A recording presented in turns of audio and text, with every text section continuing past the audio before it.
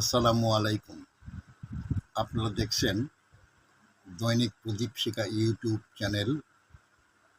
এখন আমাদের সঙ্গে যুক্ত হচ্ছেন ঢাকা থেকে প্রকাশিত এক বড় মাপের বাংলা সংবাদপত্র মানব জমিন, সেখানে একটি নিবন্ধ ছাপা হয়েছে দুদিন আগে এবং সেই নিবন্ধের বিষয় নিয়ে শুরু হয়েছে প্রবল আলোচনা।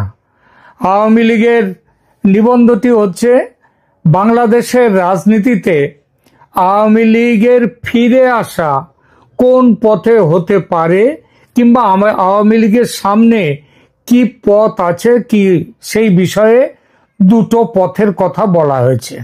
একটা হচ্ছে শেখ হাসিনাকে মাথায় রাখলে দলটি ডুবে মরবে, কারণ দেশের মানুষ ভয়ঙ্করভাবে আওয়ামী লীগের এবং শেখ হাসিনার বিরোধী হয়ে গেছে। সবকিছু করেছেন যা, সেটা শেখ হাসিনা, তার জন্যই হয়েছে বাংলাদেশে। সুতরাং হাসিনাকে মাথায় রেখে যদি দলটি চলার কথা ভাবে, তাহলে দলটি ডুবে মরবে। এবং দুই, শেখ হাসিনার বদলে অন্য কাউকে নেতৃত্বে নিয়ে এলে দলটি আজ না হোক কাল উঠে দাঁড়াতে পারে। এবার নাকি ভোট হলে 2026-এর ফেব্রুয়ারিতে ভোট হলে 25-30টা আসন পেলেও পেতে পারে। তারপরে সেইটার জোরে যদি শেখ হাসিনাকে ফিরিয়ে নিয়ে আসার ব্যাপারে আন্দোলন পরবর্তী সময় করে এই যে তারা আবার কি বলবো, প্রাসঙ্গিক হয়ে উঠতে পারে বাংলাদেশের রাজনীতিতে। এখন প্রাসঙ্গিক নেই। তো এই নিবন্ধে বলা হয়েছে দ্বিতীয় পথটি হচ্ছে আওয়ামী লীগের বেঁচে থাকার ও ঘুরে দাঁড়াবার একমাত্র পথ, এবং সেইটা নিয়ে অনেক ধানাই পানাই ইনিয়ে বিনিয়ে মানে কবে কি হয়েছে না হয়েছে সেই সব কথাগুলো বলার ব্যবস্থা হয়েছে। এই যে দুটো বিকল্প, সেটি যে শুধু এই পত্রিকার বক্তব্য তা কিন্তু নয়। এই কথাটা এসেছে মূলত যুক্তরাজ্য অর্থাৎ ব্রিটেন এবং যুক্তরাষ্ট্র অর্থাৎ আমেরিকার পণ্ডিতদের কাছ থেকে। সেখান থেকে এসছে। সেখানকার বিশ্লেষকরা তারা বলতে চাইছে আওয়ামী লীগের সামনে এই দুটো পথ।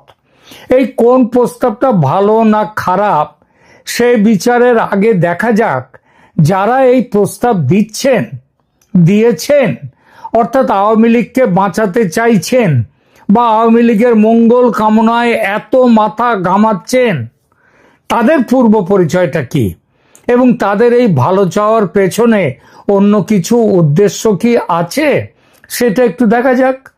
গত বছর জুলাই আগস্টে বাংলাদেশে যে কাণ্ডটি ঘটেছে, সেটা যে বিপ্লব বা স্বতঃস্ফূর্ত কোনো গণ অভ্যুত্থান নয়, সেটা তো শেখ হাসিনা অনেক আগেই বলেছেন। সেটা বুঝতে নয় শেখ হাসিনার কথাটা ছেড়ে দিলাম, ওই কাণ্ডের সবচেয়ে বড় সুবিধাভোগী মানে 24-এর ওই তথাকথিত বিপ্লবের সবচেয়ে বড় সুবিধাভোগীকে ডক্টর মোহাম্মদ ইউনূস। তিনি প্রধানমন্ত্রী না প্রধান উপদেষ্টা, তবে বহরে যাই হোক না কেন তার ক্ষমতায় তিনি প্রধান মন্ত্রীর ব্যবহারই করছেন। তো সেই যে বড় সুবিধাভোগী ডক্টর মোহাম্মদ ইউনূস, তিনি নিজে কি বলেছেন নিশ্চয়ই অনেকেই ভুলে যাননি সে কথাটা। তিনি নিজে সেপ্টেম্বরে, তার 1 মাস পরে 1.5 মাস পরে সেপ্টেম্বরে ওই জাতিসংঘের মিটিংয়ে গিয়ে, অধিবেশনে গিয়ে তিনি নিউ ইয়র্কে বলেছিলেন ওই কথাটা। ক্লিন্টন ফাউন্ডেশনের তাদের সভায় তিনি বলেছিলেন, ওই ওদেরকে ছাত্রদেরকে সবার মঞ্চে তুলে তিনি বলেছিলেন যে এই কাণ্ড, এই বিপ্লব, এটা কোনো মেটিকুলাসলি ডিজাইনড একটা ব্যাপার, এটা কোনো স্বতঃস্ফূর্ত আন্দোলন ছিল না। আর এই বিপ্লবের অন্যতম মাস্টার মাইন্ড হিসেবে তিনি দেখিয়ে দিয়েছিলেন মাহফুজ আলমকে। ইউনূস সাহেব ষড়যন্ত্র শব্দটি ব্যবহার করেননি, কিন্তু তিনি যা বলেছিলেন তারপর ওই কাণ্ডকে ষড়যন্ত্র ছাড়া আর কিছু বলা যায় না। এই ষড়যন্ত্রের মূল পাণ্ডা ছিল কারা? আওয়ামী লীগের সরকার ফেলে দেওয়ার পেছনের যে কলকাঠি, সেটা কারা নেড়েছিলেন? বিদেশে ওই পশ্চিমা শক্তি, তারা দেশের শক্তিকে তারা উস্কে দিয়েছিল, আগুনটা জ্বালিয়েছিল, পেট্রোল সব কিছু এনে গুছিয়ে দিয়েছিল। তাই তাদের মধ্যে আবার ওই বিদেশে যারা ছিল তাদের মধ্যে আবার মুখ্য ভূমিকায় ছিল ওই দুই দেশ যারা আজ আওয়ামী লীগকে বাঁচাতে প্রেসক্রিপশন নিয়ে এগিয়ে এসেছেন, মার্কিন যুক্তরাষ্ট্র এবং ব্রিটেন। শেখ হাসিনা সরকারের পতন ঘটাতে এই দুই দেশের নেতৃত্বে, বিশেষ করে মার্কিন যুক্তরাষ্ট্রের নেতৃত্বে পশ্চিমের ঢাকায় স্থিত দূতাবাসগুলো কিভাবে ঝাঁপিয়ে পড়েছিল হাসিনাকে উৎখাতের জন্য, সেটা উল্লেখ করে এই প্রতিবেদনের সময় নষ্ট করব না। সেসব আর গোপন নেই। এই পশ্চিমী শক্তির দোসর হয়ে ঝাঁপিয়ে পড়েছিল জাতিসংঘের মহাসচিব ওই গুটেরেস এবং মানবাধিকারের জাতিসংঘের কর্তা ভলকার তুর্ক। তুর্ক সাহেবের ধমকানিতে ওয়াকারুজ্জামান যে সেনাবাহিনীকে নিষ্ক্রিয় করেছিলেন, নইলে ওই শান্তি মিশনের বাংলাদেশি যারা গিয়েছিলেন তাদেরকে ফেরত পাঠিয়ে দেওয়া হবে সেনাদের, এইটা বলে তিনি সেনাবাহিনীকে নিষ্ক্রিয় করেছিলেন। তো এটা ওই তুর্ক সাহেব কিন্তু নিজেই স্বীকার করেছেন, পরে নিজ মুখে বলেছেন তিনি ফোন করেছিলেন ওয়াকারুজ্জামানকে, ফোন করে বলেছিলেন শক্তি প্রয়োগ যেন না করা হয়। কাদের? ওই আন্দোলনের নামে যারা ষড়যন্ত্র করতে এসেছিল তাদের বিরুদ্ধে। আর আজ দেখুন একেবারে উল্টো ব্যাপার। জাতিসংঘ বলছে আওয়ামী লীগকে নির্বাচনে অংশ নিতে দিতেই হবে, আর যুক্তরাষ্ট্র কি বলছে? বলছে কি করলে আওয়ামী লীগের ভালো হবে তার জন্য তারা প্রেসক্রিপশন লিখতে বসেছে। আহা, কত যেন প্রেম আওয়ামী লীগের ওপর। এবার আসি প্রেমের ওই আসল চেহারাটা কি এবং কেন, সেটা নিয়ে দু চার কথায়। এদের সবার শত্রু শেখ হাসিনা, কারণ শেখ হাসিনা ক্ষমতায় থাকলে no Saint Martin's Island, no Chittagong port, no human corridor, no পুতুল সরকার ইন বাংলাদেশ। শেখ হাসিনা থাকলে বাংলাদেশ সার্বভৌম দেশ থাকবে। তাই আওয়ামী লীগ মানে শেখ হাসিনা ছাড়া আওয়ামী লীগ যদি হয় তাহলে তাদের বড় সুবিধে। এই ষড়যন্ত্রকারীদের বিশ্বাস যে বিষ দাঁত ভেঙে দিলে যেমন কেউটে সাপ কামড়ালেও কেউ মরে না, কোনো ভয় নেই, তেমন শেখ হাসিনাকে নির্বাসনে পাঠাবার পর যে আওয়ামী লীগ থাকবে সে হবে ওই নির্বিষ কেউটে, তার থেকে ভয় নেই, এটা তাদের বিশ্বাস। আর এই উদ্দেশ্য নিয়ে নেমে পড়েছেন তারা। এতকাল শোনা যাচ্ছিল আওয়ামী লীগ কার্যত নিষিদ্ধ, নির্বাচন কমিশন তার নিবন্ধন সাসপেন্ড করে দিয়েছে, শেখ হাসিনা ও অন্য নেতাদের বিরুদ্ধে এত মামলার নিষ্পত্তির পর তাদের সুযোগ থাকবে না নির্বাচনে অংশ নেবার। সবাই মোটামুটি ধরে নিয়েছিল আওয়ামী লীগ নেই মাঠে, অতএব বিএনপির জয় সুনিশ্চিত। প্রধানমন্ত্রী তারেক রহমান, রাষ্ট্রপতি ডক্টর মোহাম্মদ ইউনুস, প্রথমে মোহাম্মদ ইউনুস, তারপর ট্রেসি অ্যান্ড জ্যাকবসন, এরা দুজনেই আলাদা আলাদাভাবে লন্ডনে গিয়ে তারেকের সঙ্গে বৈঠক করে সব পাকা করে এসেছিলেন। আওয়ামী লীগের নামগন্ধ কোথাও ছিল না। হঠাৎ কেন তাহলে এখনকার এই যে ছন্দপতন? কারণ সারা পৃথিবী জুড়ে দাবি উঠছে আওয়ামী লীগকে বাদ দিয়ে নির্বাচন করলে যে অপরাধী করা হচ্ছে শেখ হাসিনাকে, তার থেকেও আরো বড় অপরাধ সেটা এসে পড়বে এই নতুন করে নির্বাচন হলে ইউনূসের গণতন্ত্রের ওপর।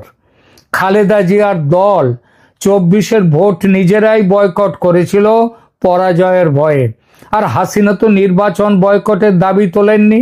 তার নির্বাচিত সরকারকে অন্যায্যভাবে সরিয়ে দেওয়া হয়েছে ষড়যন্ত্র করে, তবু তিনি বলছেন তিনি নির্বাচনে অংশ নেবেন নির্বাচন করলে, এবং তার একটাই কথা যে ইউনূস সরকারের অধীনে নির্বাচন হবে না, হলে সে নির্বাচন নিরপেক্ষ থাকবে না। সুতরাং তাহলে হাসিনাকে তো বাদ দেওয়ার কোনো কারণ থাকতে পারে না, কোনো যুক্তি নেই।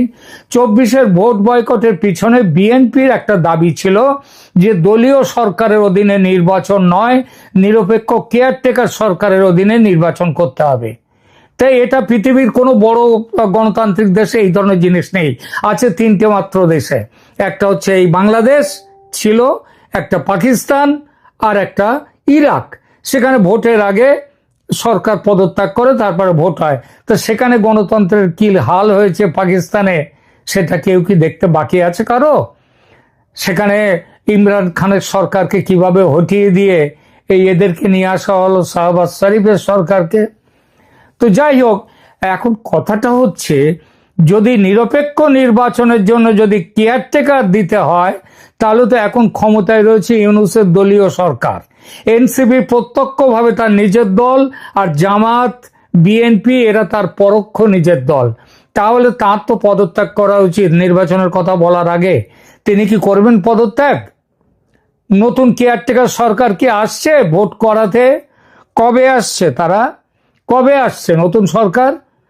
আচ্ছা, এইবার এই কথাটা ছেড়ে দিয়ে আসে আওয়ামী লীগের জন্য যে প্রেসক্রিপশন নিয়ে আসছে আজ পশ্চিমের দুনিয়া। হঠাৎ সেই প্রেসক্রিপশনটা নিয়ে এলো কেন তারা? আসছে কেন তারা? তারা বলেছে আওয়ামী লীগের নেতৃত্ব পরিবর্তন করলে নাকি আওয়ামী লীগ আবার ক্ষমতায় আসার, এক্ষুনি নয়, 26-এ নয়, তারপরে টরে তারা আসবে। এইসব যুক্তি দেখাচ্ছেন এইসব পণ্ডিতরা। একবার নজর রাখি সেই দিকে, কেন তারা বলছেন শেখ হাসিনাকে মাথা থেকে সরিয়ে দিতে হবে, নেতৃত্বের পরিবর্তন করতে হবে। এরা বলছেন আওয়ামী লীগের মধ্যস্তরের কর্মীরা, তারা নাকি ক্রমশ তাদের মধ্যে এই ধারণা বড় করে গড়ে উঠছে যে দলকে তার ভুলগুলো নিয়ে আত্মসমালোচনা করতে হবে। অর্থাৎ যে ভুল এতদিন করেছে, ভুল করুক আর অপরাধ যেটাই বলুন না কেন, তার জন্য আওয়ামী লীগকে ক্ষমা চাইতে হবে। তাজউদ্দিন আহমেদের ছেলে এবং প্রাক্তন প্রতিমন্ত্রী সোহেল তাজ, তিনি বলেছেন যে আওয়ামী লীগকে অবশ্যই বাংলাদেশের মানুষের কাছে অন্যায়, নিপীড়ন, দুর্নীতি এবং কোটি কোটি টাকা লুণ্ঠনের জন্য ক্ষমা চাইতে হবে। অর্থাৎ অভিযোগ যা উঠেছে তা প্রমাণিত হওয়ার আগেই, যেমন এরা এই এতদিন 1 বছরের বেশি হয়ে গেছে, এখনো কোথায় কোথায় কোটি কোটি টাকা কোন দেশের কোথায় বাইরে পাঠানো হয়েছে তার কোনো হিসাব এরা কিচ্ছু আনতে পারেনি। তো তাকে সোহেল তাজ নাকি বলেছেন যে দল এগুলো ক্ষমা চেয়ে নিলেই আওয়ামী লীগ আবার ফিরে আসবে। সোহেল তাজের রাজনৈতিক বোধবুদ্ধি কতটা আছে বা আদৌ আছে কিনা এই প্রশ্ন ওটা খুব স্বাভাবিক। মানুষ কিন্তু মনে করে তার এইসব রাজনৈতিক বোধবুদ্ধি কিচ্ছু নেই। সুতরাং রাজনীতির আলোচনায় এইসব উক্তির ওপর ভর দিয়ে সিদ্ধান্ত নেওয়ার প্রশ্নই ওঠে না। বিএনপি দলের খালেদা জিয়া কি 10 ট্রাক অস্ত্র পাচার মামলার জন্য ক্ষমা চাইবেন জাতির কাছে? গ্রেনেড হামলার জন্য কি বিএনপি দল ক্ষমা চাইবে? বিএনপির শাসনকালের দুর্নীতি, ওই কি হাওয়া ভবন, সেটা কম ছিল দুর্নীতির সেখানকার জায়গা? অনাচার আর অত্যাচারের ফিরিস্তি, দুর্নীতি এসব বিএনপির আমলে কম ছিল, একথা কেউ বলবে না।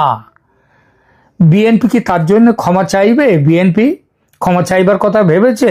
রাজনৈতিক বিশ্লেষক এবং জাহাঙ্গীরনগর বিশ্ববিদ্যালয়ের অধ্যাপক আল মাসুদ হাসানুজ্জামানের মতে দলের কট্টর অবস্থান এবং সিদ্ধান্তগুলো জন্যই জনরোষ ওইভাবে জ্বলে উঠেছিল। গণ অভ্যুত্থান সহজ হয়েছে হাসিনা নাকি তার অত্যাচারের জন্যে। তিনি বলেছেন যে আওয়ামী লীগ একটি উল্লেখযোগ্য এখন ইমেজ সংকট এবং নেতৃত্ব সংকটের মুখে। আরে বাবা, যেখানে বিসমিল্লায় গলদ, যেটা বিপ্লব নয় একটা ষড়যন্ত্র ছিল, সেটা প্রথমে ভুল বুঝলেও এখন মানুষ ঠিক জেনে গেছে। এইসব পণ্ডিতরা যারা এইসব কথা বলেন, শেখ হাসিনার অত্যাচারের জন্য মানুষ জ্বলে উঠেছিল, তারা মাঠে ঘাটে একটু কান পাতলেই শুনতে পাবেন মানুষ কি বলছে। মানুষ বলছে ফিস ফিস করে নয়, এখন জোরে জোরেই বলছে শেখ হাসিনার আমলেই ভালো ছিলাম। কেন বলছে কথা মানুষ? ভাবুন, একটু ভাবুন। আর এক বড় বিশেষজ্ঞ, ইলিনয় স্টেট ইউনিভার্সিটির আমেরিকার অধ্যাপক ও রাজনৈতিক বিশ্লেষক আলী রিয়াজ, ইনি আবার সংবিধান সংশোধনের দায়িত্ব প্রাপ্ত। ইনি আওয়ামী লীগের জন্য পুনরুত্থানের আওয়ামী লীগের ফিরে আসার 4টি শর্ত নির্ধারণ করেছেন। কি কি শর্ত শুনলে গা মাথা জ্বলে উঠবে। তিনি বলেছেন, ক্ষমতায় থাকার 16 বছরে, বিশেষত 2024 সালের গণ অভ্যুত্থানের সময় সংগঠিত অপরাধের জন্য স্পষ্ট ক্ষমা প্রার্থনা। তাহলে ওই বিপ্লবের না ষড়যন্ত্রের পরে এই গত 14 মাস ধরে যেসব করেছে এই সরকারের আমলে, তার জন্য সে কি এই মোহাম্মদ ইউনূসকে ক্ষমা চাইবে? হ্যাঁ, ক্ষমা চাইবে আলী রিয়াজ? বলুন না। 2 নম্বর, বর্তমান মতাদর্শ ত্যাগ করে তাদের এগিয়ে চলতে হবে। আওয়ামী লীগের মুখ্য মতাদর্শ কি? মুখ্য মতাদর্শ হচ্ছে তাদের বাঙালি আনা, তাদের বাঙালি স্বাদেশিকতা বোধ, তাদের মুক্তিযুদ্ধের আদর্শ। তারা পাকিস্তানের বিরুদ্ধে লড়াই করেছিল, সেই লড়াইয়ের আদর্শ। এসব ত্যাগ করে আবার পাকিস্তানপন্থী হয়ে যাবে আলী রিয়াজ মশাই? এরপরে 3 নম্বর, হাসিনা পরিবারের কোনো সদস্যকে আর নেতৃত্বে যেন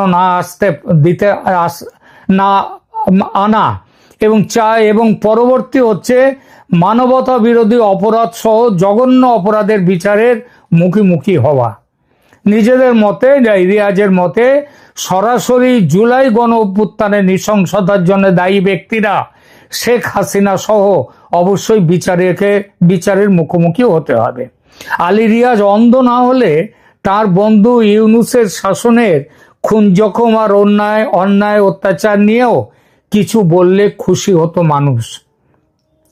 এইসব পণ্ডিতরা আর একটা ওষুধ আওয়ামী লীগ সমর্থকদের গিলিয়ে দিয়ে দল থেকে বের করে আনতে চাইছেন। কি বলেছেন তারা? হাসিনা সেই চলে যাওয়ার সাথে সাথেই একটা রব তুলে দেওয়া হয়েছিল যে হাসিনা তাদের ফেলে রেখে পালিয়ে গিয়েছেন নিজের প্রাণ বাঁচাতে। এমন তথ্য অনেক আগে থেকেই খাড়া করার চেষ্টা হচ্ছিল। প্রথমে কিছু মানুষ সেটা কিছুটা বিশ্বাস করেছিল, এখন বুঝেছে দেশ না ছাড়লে সেদিন বাঁচতেন না আপা। পাবলিক যে নেতৃত্ব পরিবর্তনের যুক্তি এক বিন্দু মানতে পারে না এবং মানবে না, সেটা এইসব পণ্ডিতদের মাথায় যে কেন ঢোকে না কে জানে। আরে বাবা, ঐতিহাসিক সম্পর্ক বলে এবং ব্র্যান্ড আইডেন্টিটি বলে রাজনীতিতে একটা কথা আছে। শেখ হাসিনার নেতৃত্ব দলের মূল পরিচয়ের সঙ্গে অবিচ্ছেদ্যভাবে জড়িত। তিনি বঙ্গবন্ধুর কন্যা, আবার তিনি বাংলাদেশের দীর্ঘতম সময়ের প্রধানমন্ত্রী। বাবার পরিচয়ের সঙ্গে উন্নয়নের দিশারি বলে নিজের একটা উজ্জ্বল পরিচিতি তিনি তৈরি করেছেন। দলের যুগ্ম সম্পাদক বাহাউদ্দিন নাসিমের মতে, আমরা একটি আন্তর্জাতিক ষড়যন্ত্রের শিকার, আর এটা দেশের মানুষ বুঝে গেছে। এই ধরনের বক্তব্য বুঝিয়ে দেয় যে দলের নেতা কর্মীরা দৃঢ় বিশ্বাস করে যে শেখ হাসিনাই পারেন দেশকে বাঁচাতে। তার পতন তার অত্যাচারের জন্য হয়নি, তার পতন হয়েছে বাহ্যিক শক্তির হস্তক্ষেপের কারণে। আওয়ামী লীগের মধ্যে একটা বিরাট অংশ মনে করে যে নেতৃত্ব পরিবর্তন হলে দলে আরো ভাঙন চলে আসবে। প্রাক্তন স্বরাষ্ট্রমন্ত্রী আসাদুজ্জামান খান কামালের মতো নেতারা দাবি করেছেন যে আওয়ামী লীগ ইসলামী সন্ত্রাসবাদী এবং সেনাবাহিনীর যৌথ অভ্যুত্থানের শিকার হয়েছে বিদেশি ষড়যন্ত্রে। দলের কর্মী সমর্থকরা বিশ্বাস করে যে শেখ হাসিনার নেতৃত্ব পরিবর্তনের যে কোনো প্রচেষ্টা অগণতান্ত্রিক এবং অবৈধ এবং দলকে শেষ করে দেবে। এই মুহূর্তে দলকে তার পুরনো মর্যাদায় ফিরিয়ে আনতে দরকার শেখ হাসিনার বলিষ্ঠ নেতৃত্ব। জরুরি অবস্থার পর যেভাবে প্রত্যাবর্তন করেছিলেন ভারতে ইন্দিরা গান্ধী, ঠিক সেভাবেই আবার ফিরবেন শেখ হাসিনা। তারা মনে করেন যে এই ধরনের পরিবর্তন কেবলমাত্র রাজনৈতিক প্রতিপক্ষ যারা, তারা এটা চাপিয়ে দিচ্ছে আওয়ামী লীগকে খতম করবার জন্য। শেখ হাসিনাকে বাদ দিয়ে দল গঠনের কথা যারা বলছেন, তাদের একটা বড় বক্তব্য আন্তর্জাতিক অপরাধ ট্রাইব্যুনালে তার বিচার নিয়ে। তারা ধরেই নিয়েছেন এই সব মামলায় দোষী সাব্যস্ত হয়ে শেখ হাসিনার হয় যাবজ্জীবন হবে, নয় তিনি ফাঁসি কাটে ঝুলে যাবেন। মজার কথা, আজ যারা এই ক্রাইম ট্রাইব্যুনালকে এবং তার বিচারকে বৈধতা দিতে গলা ফাটাচ্ছেন, লাফাতে এগিয়ে আসছেন, এরাই কয়েক বছর আগে এই ট্রাইব্যুনালের বিরোধিতায় দিস্তা কাগজে বড় বড় প্রবন্ধ লিখেছেন।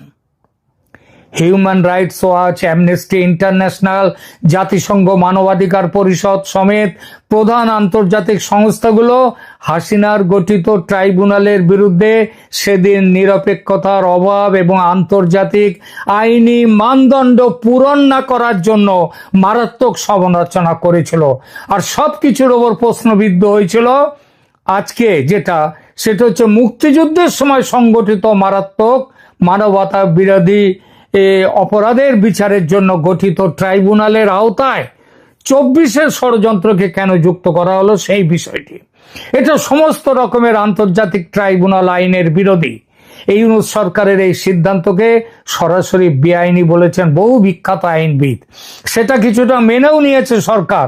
অন্তর্বর্তীকালীন সরকারের আইন, বিচার ও সংসদ বিষয়ক মন্ত্রণালয়ের উপদেষ্টা আসিফ নজরুল সম্প্রতি একটি সাক্ষাৎকারে বলেছেন যে তারা আন্তর্জাতিক অপরাধ ট্রাইব্যুনাল আইনের ঘাটতিগুলো নিয়ে বিদেশি এবং জাতিসংঘের সংস্থাগুলির তারা যেসব উদ্বেগের কথা বলেছেন সেই উদ্বেগগুলো সমাধান করবেন। আইনের মূল সমস্যাগুলো আইসিটি আইন, যে ইন্টারন্যাশনাল ক্রাইম ট্রাইব্যুনাল যে আইন 1973 আন্তর্জাতিক অপরাধী আইনের নতুন বিবর্তন অনুসারে আপডেট করা হয়নি।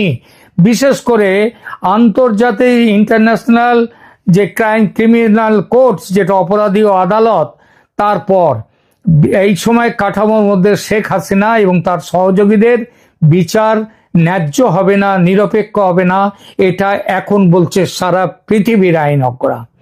আন্তর্জাতিক বিচার commission, international court of justice, তারা বলেছে যে আন্তর্জাতিক অপরাধ ট্রাইব্যুনাল ন্যায্য বিচার এবং যথাযথ প্রক্রিয়ার আন্তর্জাতিক মানদণ্ড মেনে চলে না। আইসিজে এর মতে ন্যূনতম যথাযথ প্রক্রিয়ার মানদণ্ড মেনে চলতে ব্যর্থ এই ট্রাইব্যুনাল। সুতরাং এখানে যে বিচার হবে সে বিচার গ্রহণযোগ্য নয়। এই যেখানে ট্রাইব্যুনালের বিশ্বাসযোগ্যতা, সেখানে তাদের রায়ে শেখ হাসিনা দোষী সাব্যস্ত হবেন এবং তাকে দলের ত্যাগ করা উচিত, এটা যারা বলছেন তারা আওয়ামী লীগের বন্ধু সাজছেন শত্রুতা করার উদ্দেশ্য নিয়ে, আওয়ামী লীগকে শেষ করার উদ্দেশ্য নিয়ে। এই খেলা বুঝতে আর ভুল হবে না বাংলাদেশের মানুষের। বিশেষ করে গত বছরে তথাকথিত বিপ্লব চোখে আঙুল দিয়ে দেখিয়েছে এই সব শয়তানদের আসল চেহারা। ন্যাড়া একবার বেলতলায় যায়, বারবার যায় না। ঠিক বললাম তো? আজ শেষ করার আগে একটা কথা বলি। গতকাল গেছে বাংলাদেশের প্রধানমন্ত্রী শেখ হাসিনার জন্মদিন। তিনি দীর্ঘজীবী লাভ করুন, তিনি আবার বাংলাদেশে ফিরে আসুন। ঈশ্বরের কাছে, আল্লাহর কাছে, ভগবানের কাছে এই কামনা করি। এখনকার মতো রাখছি। ধন্যবাদ।